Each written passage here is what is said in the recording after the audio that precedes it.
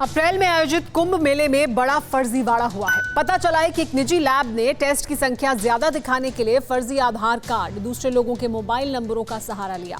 इस लैब की मंशा करोड़ों के फर्जीवाड़े की थी, लेकिन एक ईमेल ने पूरे मामले का भांडाफोड़ कर दिया। अब हरिद्वार प्रशासन इस मामले की जांच कर रहा है और जो जानकारी सामने आ रही है वो बहुत ही चौंकाने वाली है।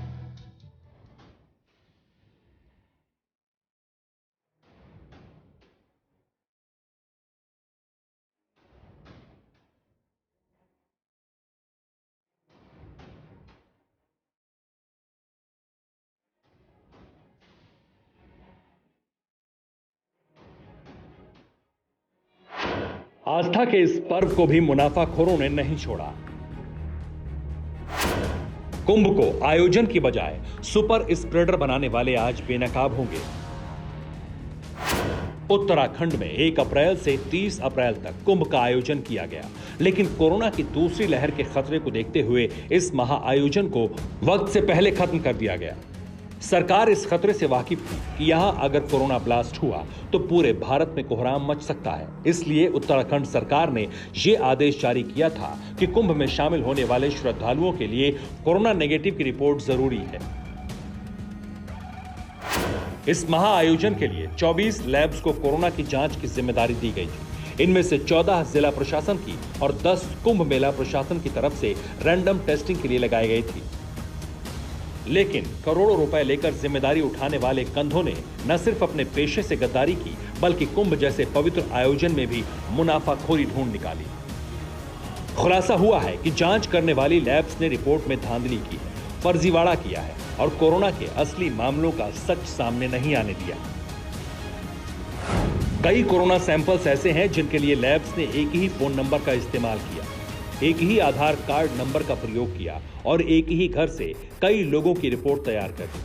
उत्तराखंड सरकार की जांच में सामने आया है कि 1 लाख के करीब कोरोना रिपोर्ट फर्जी थी।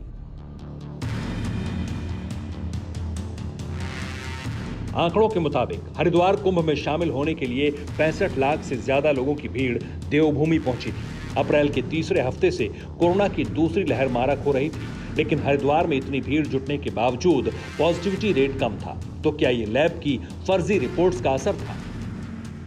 में जांच हो रही है, तो जांच के हिसाब से जो भी आएगा, तो कुछ बोलना ठीक नहीं है। अगर ऐसा कहीं भी गलत हुआ है ना, तो उसमें आ जाएगा। लैब्स की ये शरारत किसी को पता न चलती, ये घोटाला कभी कागजों से बाहर ना निकलता, लेकिन एक मैसेज से ये फर्जीवाड़ा एक्सपोज हो गया। दरअसल पंजाब के रहने वाले एक शख्स को मोबाइल पर एक मैसेज आया। इस मैसेज में लिखा था कि कुंभ मेले में शामिल होने के लिए जो जरूरी कोविड टेस्ट है उसके लिए आपका सैंपल ले लिया गया है।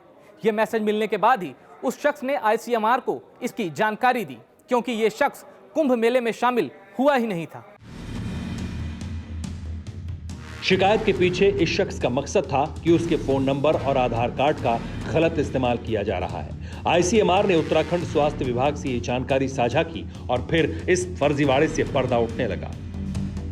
ऐसा संज्ञान में आया है कि ऐसी कोई किसी ने गलत डाटा इसमें फीड किया है, उसकी जांच की जा रही है। सीडीओ साहब की अध्यक्षता में से कमेटी बनी, उसकी जांच की जा रही है और जांच के बाद ही सही तथ्य सामने आएंगे। और उन्होंने अगर गलत रिपोर्टिंग की है तो उन पर जो नियमानुसार कार्रवाई की जाएगी।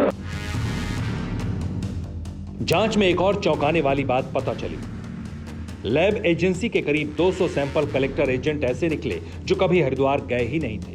सूत्रों के मुताबिक एक टेस्ट के लिए लैब को सरकार की ओर से 350 रुपए का भुगतान किया जा रहा था, और अगर 1 लाख फर्जी रिपोर्ट्स की बात सच है तो ये घोटाला करोड़ों में पहुंच जाता है। सरकार के सूत्र कह रहे हैं कि अभी लैब्स को पेमेंट नहीं दी गई है, लेकिन सच क्या है ये सब जांच के बाद ही सामने आ पाएगा। Bureau report, TV9 Bharatvarsh. परवाह देश की, सोमवार से शुक्रवार रात 10 बजे TV9 भारतवर्ष पर।